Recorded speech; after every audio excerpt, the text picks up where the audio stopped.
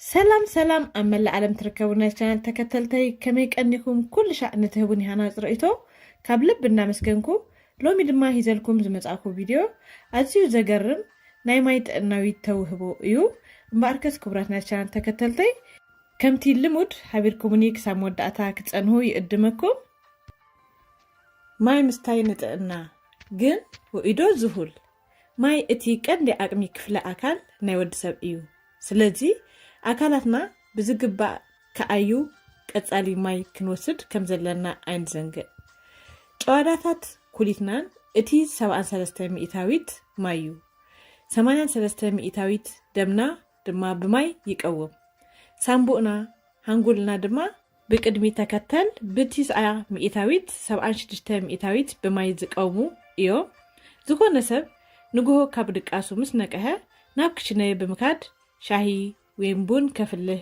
ويون زهول مايكستي إيو زدانادن يكون نمبر نقوه كابدك آسنا مستبرابرنا أب كندي زهول لبت زبالة ماي مس انستي زيادة تربحتي تقنا كنكون كم انكئل إيوم كإلاتات زملكتو نقوه قدمي زأقرة لبت زبالة ماي مس انستي كنيوتي تبريهنا نكوئل زهبوت أقمي حيالو تقنا يرابحتات إيو زلوو استفلالي عينتاوي أكالاوي كانزا يهد نقوه لبت زبالة ماي مس انستي أب قرورونا نسمعنا كانزا يهد أبتي كوابي نسمعنا رخرخ زبل نقرات دما يقالي نكيتو نزحادر قرورونا دما بزيز أقم يتللنا بتوساكي نجواداتات كسأن معناتون سلا زبرابرو مقبي أب مهكاك نزفت أركانزا وي همك سمئيت يهدألنا ودت دم يهيل لبت زبالة ماي مستاي دمنا بقليلو ناملع سبنتنا ودت ككايد يهجزو سبنتنا نام مكت مس زقالا أفتيفة لما ناملع سبنتو زوهزو وهيو تادم انوسهو يوم تخدو كس بكس دما نابتي نبور ودت دم يملسو سلازي لبت زبالة ماي أكالاتنا نتوف زخونة ودت دم ككايد كم زهجزو اتي مزناتي يرد سلامنتاي زهول ماي زي مرد هيال مكت أبز سمعك أوان زهول ماي مستاي سبنتكا كزهلو يرأي إيو مسوئي ماي بمن نتصار زهول ماي إيو سبنتنا ززهل نبل إقوا أنت كوينا جنا أرداد أنا تراهيو كوني خير زهول ماي مس انستي سبنتنا كتكملو مأنتي نخوئيو ناي جدن إيو تساعت كهالخ زهول ماي نشان بقوتات كم زجبتو إيو زقبروم بزي دما نابدركت يقالقنا زهول ماي مستاي أب أكالاتنا زركبو سبهي كم زترو وين دما كم نزنقصو يقبروم بزي دما أكالاتنا نتي سبهي كهكك أب حيال سراح يتأمد زهول ماي مستاي نسرعات مستنفاس حيال قدعات يوردلو بقليلو بسأل كم انتقا يقبرنا نستفلاليو ركستات دما يقالقنا برقز ماي مستاي نهيوتنان تقنانان أزيو أقداسي مخانو زي فلت سبيلان مبزحتنا أما ألتي أكل ماي كساب شمونتا بكيري كنستي كم زلنا بكيلاتات هكمنا بتدقاقامي مكري يوهابنايو كاب زهول ماي لبت زبالة ماي ويندما وإي ماي مستاي نتقنانا أزيو أقداسي مخانو نفلتو سباتكنا بزوهات كنكون أين كإلن إينا سيبوم لبت زبالة ماي ويندما وإي ماي بمستاي نرخبوم انكل تقناوي رابحاتات تزرديروم ألو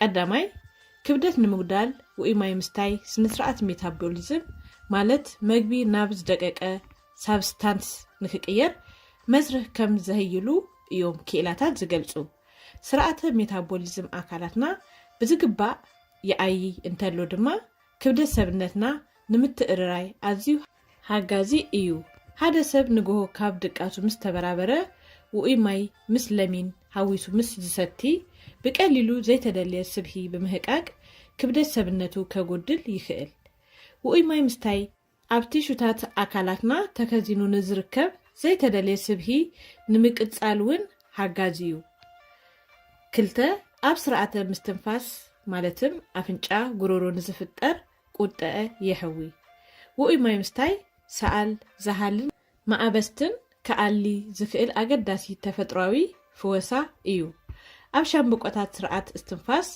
ክህልው ንዝክእል ኣክታ ኣልገም ከምዝ እለ ይገብር። በዚ ድማ ካብ ናይ ጉሮሮ ማዕበስትን ምጭንናቅ ዕረፍቲ ክንረክብ ይክእል። ኣብ ኣፍንጫና ከጋጥመና ንዝክእል ምእፃው ንምእላይ እውን ኣዝዩ ጠቃሚ። ሳልሳይ ኣብ ወርሃዊ ጽግያት ክርአይ ንዝክእል ቃንዛ ይህድእ። ውኡይ ማይ ኣብ ግዜ ወርሃዊ ጽግያት ክርአይ ንዝክእል ምጭብባጥ ናይ ከብዲ ጭዋዳ ድሂሩ ብርቱዕ ቃንዛ ዝፈጥር ምዃኑ እዩ። ብምእላይ እታ ጓል ኣንስተይቲ ህድኣት ክትረክብ የክእላ። ራብኣይ ምምራዝ ኣካላት ይከላከል። ውኡይ ማይ ምስታይ ኣካላትና ካብ መግብን ዝኾነ ቀመምን ከይምረዝ ናይ ምክልካል ኣቅሚ ከም ዘለዎ ክኢላታት የመልክቱ። ውኡይ ማይ ኣብ እንሰትየሉ እዋን ሙቀት ኣካላትና ክውስክ ይጅምር። ከም ውፅኢቱ ንርህፅ ረሃፅ ድማ ኣብ ኣካላትና ክህሉ ንዝክእል ዘይተደለየ መርዚ ናብ ግዳም ንምውፃእ ከም ዝህግዘና ይነግር። ንዝያዳ ውፅኢታዊ ውኡይ ማይ ለሚን ክንፀምቀሉ ከም ዝከኣል ክኢላታት የመልክቱ። ሓሙሻይ ኣብ ዘይእድመና ከይነኣርግ ይከላከል። ውኡይ ማይ ምስታይ ዋህዮታት ቆርበትና ቀልጢፎም ከም ዝፅገኑ ስለ ዝገብር ቆርበትና ብቀሊሉ ክልስልስን ክምጠጥን ይህግዘና። በዚ ድማ ለሚድ ቆርበት ሰብነት ክንውንን ንክእል። ሻድሻይ ፈፀጋን ማዳን ንምእላይ ይህግዝ። ውኡይ ማይ ብምስታይ ለሚፅን ልስሉስን ቆርበት ሰብነት ዝውንን ሰብ ካብ ፈፀጋ ማዳን ዝኣመሰሉ ካብ ውሽጢ ነዝእታት ሰብነትና ዝፍጠሩ ቁጥዕታት ኣብ ምእላይ ሓጋዚ ምዃኑ እዮም ክኢላታት ዘመልክቱ። ሻብኣይ ልስሉስን ጥዕና ዘለዎ ፀጉሪ ርእሲ እውን ንውንን። ውኡይ ማይ ምስታይ ልስሉስ ዘብለጭለጭን ፀጉሪ ርእሲ ክትውንን ከም ዝክእል ይንገር። ውኡይ ማይ ኣብ ሱር ፀጉሪ ርእሲ ንዝርከቡ መትንታት ከም ዝህይሉን ከም ዝነጥፉን ኣብ ምግባር ልኡል ጥቅሚ እዩ ዘለዎ። እዚ ድማ ንጥዕና ፀጉሪ ርእስና ሓጋዚ ምዃኑ ክኢላታት የመልክቱ። ውኡይ ማይ ምስታይ ፀጉሪ ርእስና ቀልጢፉ ንክነውህ ይህግዝ እዩ። ሻሙናይ ካብ ፎሮፎር ይከላከል። ውኡይ ማይ ምስታይ ንቆርበትና ሰብነትና ብፍላይ ድማ ንቆርበት ርእስና ጠሊ ብምሃብ ካብ ድርቀት ስለ ዝከላከሉ ብፎሮፎርን ብምቅርራፍ ቆርበት ከይነጥቃዕ ይከላከል። ታሻኣይ ንስርዓት ዑደት ደም የህይልን ንስርዓት መትኒ የነቃቅህን። ምህያል ስርዓት ዑደት ደም እቲ ካልእ ውኡይ ማይ ምስታይ ንጥዕናና ዝህቦ ጥቅሚ እዩ። ደምና ብዝግባእ ናብ መላእ ሰብነትና ምስ ዝባፃሕ ድማ መትንታትን ጨዋዳታትን ኣካላትና ብዝግባእ ስርሑ ከካይድ ይክእል እዩ። ኣስራይን ንስርዓተ ምህቃቅ መግቢ ይህግዝ። ማይ ምስታይ ኣብ ከስአናን ዘሎ መግቢ ከም ዝቃጠን ብምግባር ብቀሊሉ ንክሓቅቅ ከም ዝህግዘና ይንገር። እቲ ቅድሚ መግቢ ወይ ድህሪ ገለ ሰዓት ምምጋብና እንወስዶ ማይ ግና ዝሁል ምስ ዝከውን እቲ ኣብ ከስአና ወይ ድማ ምስቲ መግቢ ዝህሉ ቅብኣት ከም ዝድስክል ክገብሮ ስለ ዝክእል ንምህቃቁን ብቀጢን ማዓንጣ ንክሓልፍ ኣሸጋሪ ይኸውን። ማይ ምስታይ ንኣካላትና ኣዝዩ ኣገዳሲ። ስለዚ ሓደ እኩል ሰብ ኣብ መዓልቲ ካብ 1.5 ክሳብ 2 ሊትሮ ዝከውን ፈሳሲ ክሰቲ ኣለዎ። ማይ ምስታይና ከምኡውን ሻሂን ቡንን ብዘይ ሽኮር እንዳቀየርና እንተሰተና ንጥዕናና ጽቡቅ እዩ። እዞም ፈሰስቲ ኣብ ውሽጢ 5 ዝዛነቁ ምግብታት እተርኢ አንኬል እውን ክንረክቦ ይከኣል እዩ። ውሽጢ ኣካላትና እኩል ፈሳሲ ዝኾነ ምእንታን ንክረክብ እኩል ምስታይ ኣገዳሲ እዩ። ፈሳሲ ኣገዳሲ እዩ ምክንያቱም ብዝተፈላለዩ ኣገባባት ካብ ኣካላትና ክወፅእ ይኽእል እዩ። ንኣብነት ብምስትንፋስ ረሃፅ ናብ ዓይኒ ምድሪ ብምካድ። ምዝናቅ ፈሳሲ ኣብ ኣካላትና ምእሩይ ወይ ድማ ዝተዛነቀ ፈሳሲ ክህልወና እኩል ዝኾነ ፈሳሲ ክንሰቲ ኣለና። ነቲ ፈሳሲ ከዓ ኣካላትና ከምቲ ዝድለይ ክዝርጋህን ክምእረን ተራ ይፃወት። ካብ እንምገቦም ምግቢ እውን ፈሳሲ ክንረክብ ንኽእል ኢና። ብብዝሒ ፈሳሲ ኣብ እንጥፈሉ እዋን ጽምኢ ክስማዓና ይኽእል እዩ። ከም ሰኣቤኑ ከዓ ብብዝሒ ፈሳሲ ንውሰድ። ከምኡውን ውሁድ ዝኾነ ሽንቲ ካብ ኣካላትና ይወፅእ። ፈሰስቲ ኣብቲ 5 ዝተዛነቁ ምግብታት እተርኢ አንኬል። ማይ ምስታይ ጽቡቅ እዩ ግን ካልእ ፈሰስቲ ብምስታይ ተወሳኪ ፈሳሲ ናብ ኣካላትና ክንሰቲ ኣለና። ቡን፣ ሻሂ፣ ካልእ ውፅኢት ጸባን ምስታይ ኣገዳሲ እዩ። እዞም ዝስእቡ ፈሰስቲ ኣብ 5 ዝተዛነቁ መግብታት እተርኢ ኣንኬል ንረኽቦም። ማይ፣ ኣብዚ ማይ ቡምባ፣ ወሃዚ ማይ፣ ማዕድናዊ ማይ የጠቃልል። ቀይህን ቀጠልያን ሻሂ፣ ቀመም ዘለዎ ሻሂ ብመጠኑ፣ ቡን ብመጠኑ፣ ጸባ ምስ ፈሰስቲ እዩ ዝህሰብ። እዚ እውን ውፅኢት ጸባ፣ ዓሳ፣ ጥረምረ፣ እንቃቆሆ፣ ናይ ዘይቲ ጥረታትን ስጋን ዝኣመሰሉ ይርከቦም። ማይ ብዘይ ምስታይና እንታይ ጎናዊ ሳዕቤናት ይጅምሩ? ብዘይ ማይ ኣብ ውሽጢ 3 ክሳብ 5 መዓልቲ ክንመውት ንኽእል ኢና። ማይ ክንነብር ኣዝዩ ኣገዳሲ እዩ። ማይ ኣብ ኣካላትና ዝተፈላለዩ ጥቅምታት ኣለዎ። ንኣብነት መግቢ ተመፂኡ ኣብ ደምና ንክኣቱ ይህግዘና።